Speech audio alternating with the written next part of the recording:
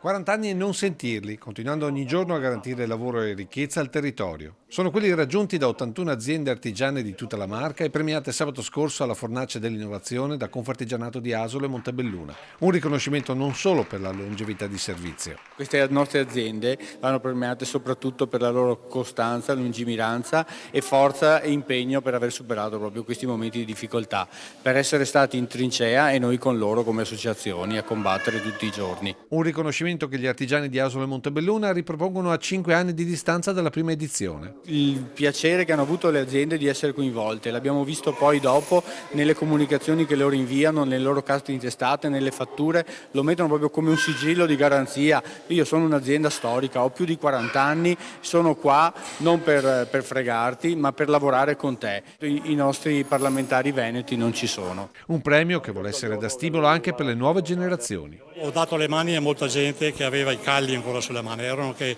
un po' prostati dalla fatica, però quella è la forza, la differenza. No? Però ho visto anche c'erano di giovani, c'erano anche i nipoti, io spero che quello sia il futuro, che queste aziende di sicuro non moriranno mai.